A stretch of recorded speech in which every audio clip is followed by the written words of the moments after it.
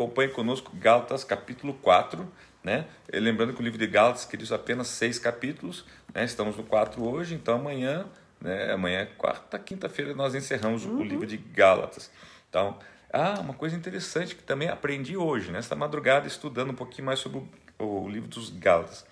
Descobri que, tá, os Gálatas também são descendentes, ou melhor, talvez o povo celta é descendente dos Gálatas. O povo celta, lembra do povo celta, sim, aquele povo bárbaro e tal, que também originou os portugueses. Então você que é da descendência portuguesa, saiba que há uma grande probabilidade de você vir desse povo dos Gálatas. E você que é colônia dos portugueses, ou seja, os brasileiros. Nós somos, né, temos uma grande probabilidade de sermos descendentes dos Gálatas.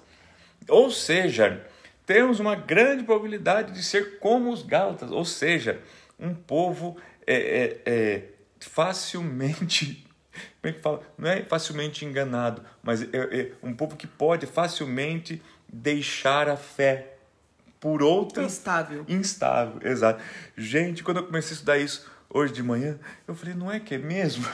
Porque a gente é muito coração aberto, né? O brasileiro é aquela coisa assim, né? A gente crê muito fácil, né? Então, vem uma nova doutrina, a gente crê em tudo, né? É uma coisa, aquela coisa do coração aberto, muito... mas na verdade a gente tem que cuidar muito, né? Porque a gente sempre está aberto para as coisas novas, mas ao mesmo tempo temos que estar muito arraigado na palavra de Deus. Então saiba que você aí, né, que é brasileiro, né? Tudo bem que nós somos brasileiros, muitos de nós temos descendência italiana, outros descendência alemã. O Brasil é muito miscigenado, né? Veio gente do mundo todo para o Brasil, mas o Brasil, via de regra, é colônia portuguesa. Os portugueses, né, onde muitos celtas, né, e os celtas dos Gálatas. Então tem muita coisa aqui a ver. Olha que coisa interessante, quanta coisa bacana que a gente vai conhecendo no meio do caminho. Então vamos lá, Gálatas capítulo 4. O nome do nosso filho é de origem celta, né? É o Brian. Tem o Brian com I, que é americano, né? E o Brian com Y, que é de origem celta. É a mesma coisa. É a mesma coisa. Ela me quebra, irmão, ao vivo. Não podia ter falado, querido, que maravilha. Todo mundo ia achar que eu, né? Que eu falo. Não, ela me arrebenta na frente de todo mundo, mas tudo bem, vamos lá. Gálatas capítulo 4, gente, vamos lá. Digo, porém, que enquanto o herdeiro é menor de idade, em nada difere de um escravo, embora seja dono de tudo. No entanto, ele está sujeito a guardiães e a administradores até o tempo determinado por seu pai. Assim também nós, quando éramos menores, estávamos escravizados aos princípios elementares do mundo. Mas quando chegou a plenitude do tempo, Deus enviou seu Filho, nascido de mulher, nascido debaixo da lei, a fim de redimir os que estavam sob a lei, para que recebêssemos a adoção de filhos. E porque vocês são filhos, Deus enviou o Espírito de seu Filho ao coração de vocês e ele clama, Abba, Pai. Assim você já não é mais escravo, mas filho. E por ser filho, Deus também o tornou herdeiro. Que maravilha, né? E aqui Paulo está encerrando ainda, né, terminando o assunto, queridos, acerca da lei da graça. Ele está falando assim, né, mostrando que já não pode caminhar mais pela lei. A lei se cumpriu com Cristo e agora nós estamos na graça, né? É que Jesus ele veio justamente para cumprir toda a lei, né? E nos colocar agora como herdeiros dessa nova aliança. E aqui então ele explica, né? Ele usa essa analogia, essa figura da linguagem, né? Dizendo, olha, enquanto a criança é pequena, mesmo ela sendo filho, ela não pode ser dado a herança para a criança, porque é criança. Então, mas essa criança é colocada, né, debaixo de tutores, né, que quando ela chegar a ser adulta vai, né? Então, e ele coloca, e a lei foi um tutor. Então, a lei foi uma maneira de conduzir essa criança até a fase adulta. Daí fala assim, porém, né, quando, né, o herdeiro é menor de idade. Mas assim, logo após isso, né? Mas quando chegou a plenitude do tempo, versos 4, Deus enviou o seu Filho, ou seja, Cristo, né, nascido de mulher, né, a fim de redimir os que estavam sob a lei, ou seja, a lei era o tutor, agora, né, a lei deixa de ser o tutor, tá? Para quê? Para que recebêssemos a adoção. Então agora, mostrando que agora deixamos de ser, passamos a ser filhos, né? Porque enquanto a lei era tutor, não havia diferença do escravo. E o que é o escravo? O servo. Tá? E aqui, gente, essa questão de ser servo, ser filho, tem toda uma mudança de mentalidade. Por quê? Enquanto o servo, pensa no empregado. O empregado da lojinha, ele trabalha para quê? Para comer o seu pão. Então ele trabalha em troca de um trabalho. Então a mentalidade dele é essa: eu presto um serviço, recebo algo em troca. Tá? Se você tiver a mentalidade de servo, de escravo, você vai servir a Deus em troca de algo. Agora, como filho, não. O filho, como é que o filho trabalha para a empresa do pai? Eu preciso trabalhar para o pai não em troca de algo, mas é porque a empresa é do meu pai crescendo, eu cresço também porque eu sou herdeiro de tudo isso aqui. Então, mesmo que eu não receba nada, eu trabalho o mês inteiro sem receber nada, mas a empresa cresce, um dia tudo isso aqui vai ser meu. Exatamente. Então, assim, não tem problema que eu não receba nada. Eu sei que eu estou construindo para o meu pai. Exatamente. E eu sou herdeiro de tudo isso. Meu pai, eu sou herdeiro. Muda a mentalidade. Então, aqui, ele está dizendo assim, olha, agora, vindo Jesus, vocês são adotados, vocês não são mais escravos, agora são filhos, quer dizer, muda a mentalidade de vocês. Então, Paulo está tentando transferir esse conhecimento para eles através dessa analogia aqui. Por isso que ele fala, então agora vocês vão chamar ele de Abba Pai, ou seja, agora de paizinho querido, vocês já não são mais escravos, mas agora são filhos, né, e herdeiros. Interessante que ele diz que ele enviou o Espírito de seu Filho ao nosso coração. E é esse Espírito que está em nós que clama Abba Pai. Exatamente. E não mais um espírito de exatamente. escravo, mas o espírito de filhos. Muito jóia isso. Vamos lá. Antes, quando vocês não conheciam a Deus, eram escravos daqueles que por natureza não são deuses. Mas agora, conhecendo a Deus, ou melhor, sendo por Ele conhecidos, como é que estão voltando aqueles mesmos princípios elementares, fracos e sem poder? Querem ser escravizados por eles outra vez? Observe, fazendo referência à lei, né? Como é que você vai voltar a cumprir coisas da lei de novo? Pois é. Isso é coisa do escravo, isso era tutor enquanto você era criança. Ele estava falando, você vai voltar a ser criança? Você vai voltar, né? Você tendo hoje coisa melhor. Procure ir entendendo o que Paulo está dizendo. Vocês estão observando dias especiais, meses, ocasiões específicas e anos. Então aqui ele está dizendo assim, como que você está voltando para a lei? Guardando dias especiais, né, como os sábados, como festa. Porque a festa disso, festa daquilo, eu tenho que fazer a festa. Gente, não tem problema você citar, comemorar, até para ensinar a festa do tabernáculo. Outra coisa, você fala, meu Deus, se eu não fizer a festa do tabernáculo, a festa do Rosh Hashanah, entendeu? Nós estamos aí não, aí você está guardando a lei. Exatamente. Temo que os meus esforços por vocês tenham sido inúteis. Eu lhes suplico, irmãos, que se tornem como eu, pois eu me tornei como vocês. Em nada vocês me ofenderam. Como sabem, foi por causa de uma doença que lhes preguei o evangelho pela primeira vez. Embora a minha doença lhes tenha sido uma provação, vocês não me trataram com desprezo ou desdém. Ao contrário, receberam-me como se eu fosse um anjo de Deus, como o próprio Cristo Jesus. Que aconteceu com a alegria de vocês? Tenho certeza que se fosse possível, vocês teriam arrancado os próprios olhos para dá-los a mim. Tornei-me inimigo de vocês por lhe dizer a verdade? Os que fazem tanto esforço para agradá-los não agem bem, mas querem isolá-los a fim de que vocês também mostrem zelo por eles. É bom sempre ser zeloso pelo bem, e não apenas quando estou presente. Meus filhos, novamente estou sofrendo dores de parto por sua causa, até que Cristo seja formado em vocês. Eu gostaria de estar com vocês agora e mudar o meu tom de voz, pois estou perplexo quanto a vocês. Nossa, ele estava... Gente, e aqui é assim, o que começou a acontecer? Por que eles estavam voltando para a lei? Porque de repente eles começaram a passar algumas tribulações e começou a vir assim, o que estamos deixando de fazer ou fazer errado? Nós não estamos guardando algumas coisas da lei, por isso que as coisas estão dando errado na nossa vida. E Paulo está dizendo assim, gente, não tem nada a ver com isso. As provas fazem parte. Vocês lembram quando eu fui até vocês e eu estava passando uma provação, eu estava em enfermidade, ele estava com um problema nos olhos, que vocês, se pudessem, até arrancariam os olhos de vocês para me dar. Vocês me conheceram assim, eu fui até vocês com uma enfermidade. E vocês me receberam como uma parte de Deus, como se eu fosse um anjo de Deus. Um anjo de Deus. O próprio Cristo Jesus. Então, quer dizer, isso não tem nada a ver, isso faz parte, né?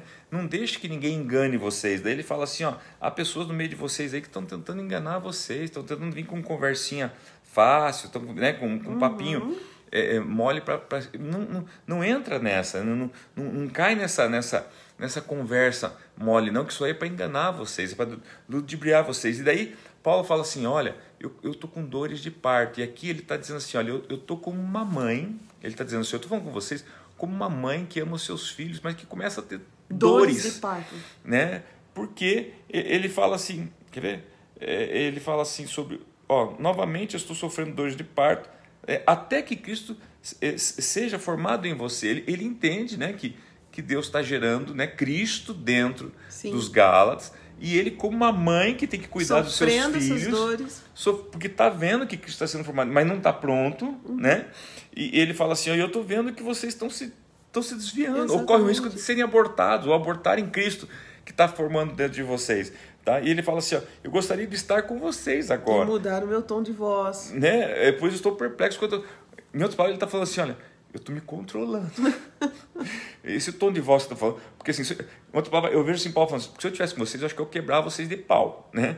Mas assim, eu estou usando esse tom de voz, eu estou como uma mãe aqui nervosa, vendo os meus filhos, né, fazendo coisa errada. Então assim, eu estou falando com vocês meio duro para ver se vocês dão uma chacoalhada em você, mas entenda que é como uma mãe brigando com seus filhos, porque eu estou vendo Cristo sendo formado em vocês e vocês estão começando a fazer coisa errada. Então, mas olha o amor, o cuidado de Paulo, né? Isso, né? E ao mesmo... É mais ou menos as dores que um pastor sofre, né? Nem me fale. Gente do céu, quando a gente lê isso daqui, a gente vê claramente o tipo de sentimentos que nós temos, porque o pastor, ele tem uma visão diferenciada, né? Então, às vezes, a gente vê situações que poderiam ter sido mudadas. A gente vê pessoas, puxa vida, se a pessoa fizesse diferente. Outras que você vê, elas não querem mudar, não querem ajuda, né? E a gente fica assim, meu Deus do céu, mas não quer ajuda, poderia ser diferente. Não precisava sofrer, não precisava, né? Tantas coisas assim, mas independe de nós, né, pastor? Independe de nós. E por outro lado, a gente vê umas coisas lindas, irmãos, que é o quê? Deus gerando Cristo dentro de pessoas. Da mesma maneira que tem pessoas que abortam, né, o crescimento de Cristo na sua vida, você vê pessoas que estavam mortas, permitir que Deus gere Cristo dentro delas. E a gente vai vendo a transformação, né? Nossa, é lindo, isso é lindo. É lindo Cristo sendo gerado Cristo, né? Sendo gerado dentro da pessoa, aquela pessoa sendo transformada. Nós temos exemplos, tantos exemplos na igreja de pessoas que chegaram de um jeito. Graças a Deus que temos exemplos. Eu não vou citar nome aqui, mas tem pessoas, irmãos, que vieram na nossa igreja porque foram convidados para um jantar dos namorados. E acharam que era um jantar, né, do mundão, né? Que vinha para beber, para comer, né? Quando chegaram e viram que era uma igreja, falaram, meu Deus, entrei numa furada. Me deram um convite, né, para uma igreja. Realmente, entraram numa furada, porque estão na furada até hoje. E está até hoje, né? Hoje estudando para pastor, né? É verdade. Sabe, gente? Então, assim, umas coisas assim que você vê Cristo sendo gerado, né? Então, isso não tem preço que pague. Vamos lá, né? Vamos lá.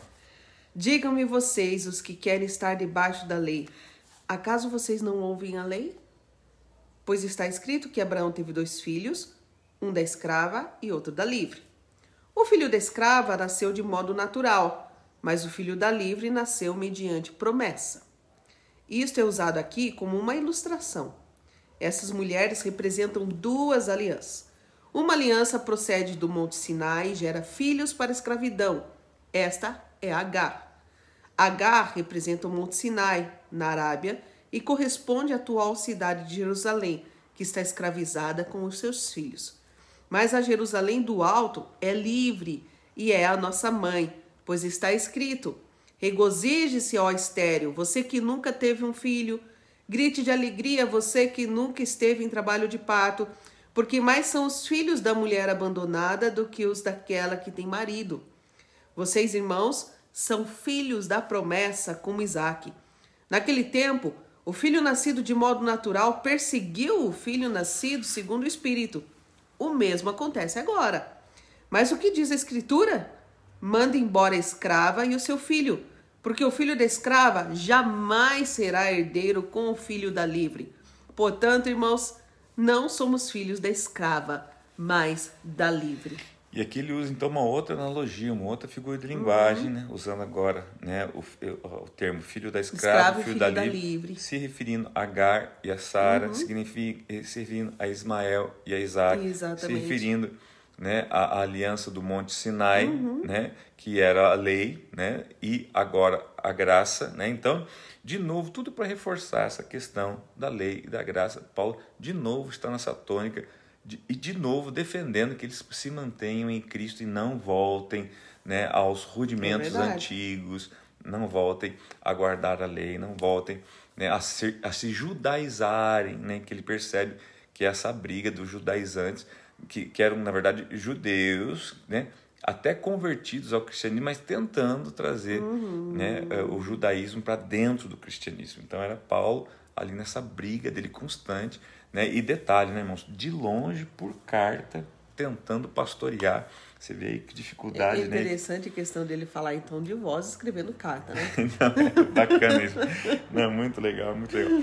Não, e outra, eu vejo assim, todo o esforço e trabalho do apóstolo Paulo. Imagina se fosse como hoje, que tem Facebook, WhatsApp.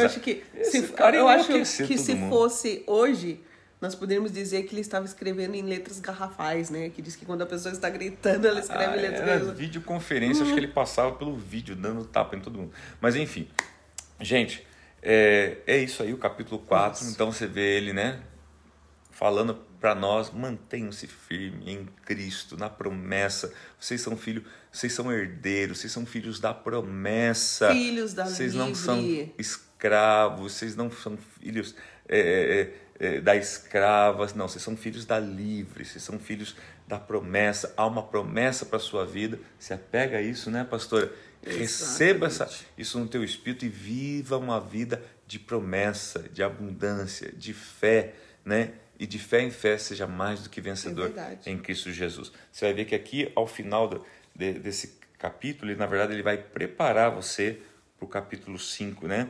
Eu não quis entrar nesse mérito, nem vou entrar agora, mas assim, você vai ver que quando amanhã nós vamos falar um pouquinho sobre o final aqui desse 4 e entramos no capítulo 5, né? Fala: naquele tempo, o filho nascido de modo natural perseguiu o filho nascido segundo o Espírito, porque de modo natural significa carne, né? Segundo perseguiu nascido do Espírito, é a luta da carne contra o Espírito. Nós vamos falar um pouquinho sobre isso amanhã também, tá bom? A vida no Espírito, né? Isso aí.